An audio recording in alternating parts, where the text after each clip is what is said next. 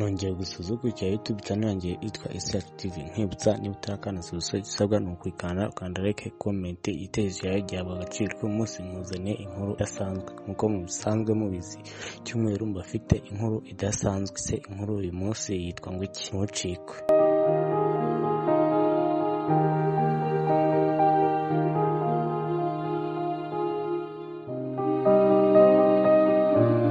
Uyu munsi iragira iti hakozwe inkweto za Satani. Ese inkweto za Satani zimeze gute? Muri 2017 nibwo hadutse inkweto yakorewe Yesu, none kuri uyu munsi hakozwe n'iyakorewe Satani. Ese ejo hazaba hakozwe imeze gute? Nge mwumva ni DJ Bayingana kuri Yacu TV. Ikaze muri iki kiganiro cya Ntibisanzwe. Nkwibutsa subscribe niba utarayikanda, wakanda share ku nshuti zawe ubaye wakunze ibiganiro byacu. Twese tubiziranye ko umuntu ahora ashaka icyamugaragaza neza mu bantu benshi, cyo aho twavuga ko ari nka style umuntu yaba yambara.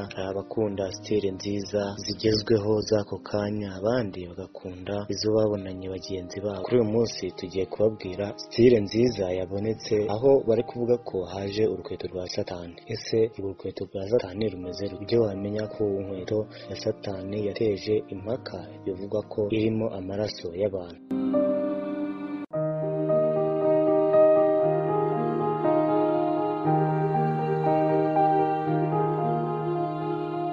Uruganda rusanzwe rukora imyambaro Nike rwifatiye ku gahanga itsinda ry'abahanzi ba Brooklyn Art Collective MSCH risanzwe naryo ricuruza imyambaro, imikufi n'ibindi byinshi bitandukanye bijyanye no kurimbisha abantu. Nyuma yo gushyira ku isoko inkweto ya Satani, bikuvuga ko yashyizwemo amaraso y'umuntu ndetse ikayikora hifashishijwe ishusho y'inkweto yari isanzwe izwi nka Nike Air Max 97S. Nge mwumva ni DJ Bayingana kuri Yacu TV. Ikaze.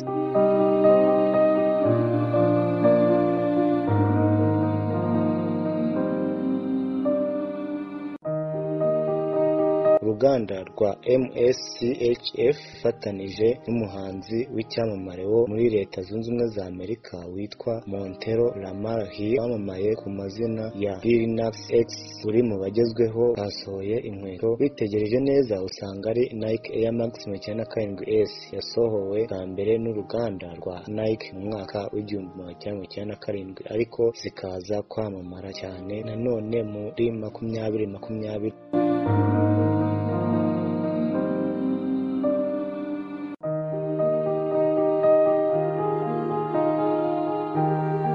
Nike Air Max 97S iri zaharawe n'abasirimu cyane ko wayambara ku myenda iyo ari yo yose. Gukora iyi nkweto yindi yiswe iya Satani, MSCHF na Lil Nas X bafashe iyo y'uruganda rwa Nike yari isanzwe iriho bongeramo amaraso y'abantu nk'uko biri kuvuga, bongeraho n'ijambo rimwe 336 hamwe n'umurongo wo muri Bibiliya wa Luka 10:18 ndetse ni ikirango cya Nike bakirekeraho bayishyira ku isoko. Amagambo yanditse kuri iyi nkweto yateye urujijo benshi b'abaguzi ba Nike. Aya magambo yateye benshi kwibaza byinshi ndetse bakibaza umurongo wo muri Bibiliya wa Luka 10:18 aho waba uhurira n'izina ry'izi nkweto ziswe inkweto za Satani, ndetse no mu kuvugwa ko izi nkweto zirimo amaraso y'umuntu. Uyu murongo ubundi muri Bibiliya yera ku bayemera uragira uti, arabwira ati nabonye Satani avuye mu ijuru agwa asa n'umurabyo. Ku ikubitiro iri duka ryasohoye inkweto imiguru 336 ku giciro cy'amadolari y'abanyamerika 1018, asaga miliyoni y'amafaranga y'u Rwanda, ndetse nyuma y'iminota mike zahise zishira ku isoko nk'uko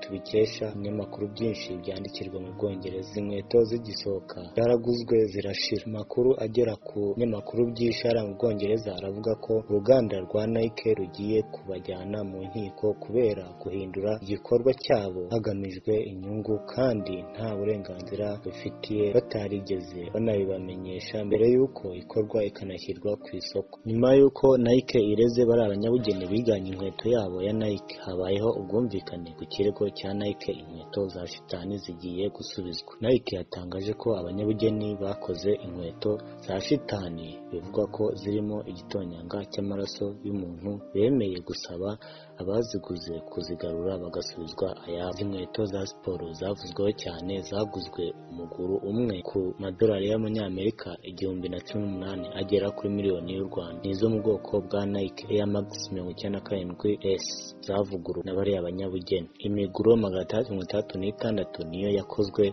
iragurishwa, uretse umwe gusa uruganda rwasigaranye rwa MSCHF izasubiza amadolari yose abaziguze kugira ngo zive ku isoko nk'uko Nike ibivuga. Ibi ni ubwumvikane bwo kurangiza ikirego cyo kuvogera ibikorwa byayo. Izi nkweto zakozwe na ririya tsinda abanyabugeni Brooklyn muri New York rifatanije n'umuhanzi wa rap Linux X, ari nawe wasigaranye umuguru wa nyuma w'izi nkweto ngo azawuhe uwo ashaka. MCHF ariko ivuga ko izagumana umuguru umwe wari usigaye. Ayandi makuru arambuye yatanzwe ku bwumvikane bwabayeho burimo n'inkweto ziswe za Jesus Shoes zakozwe na MSCHF muri 2019 nabwo bahereye kuri Air Max 97.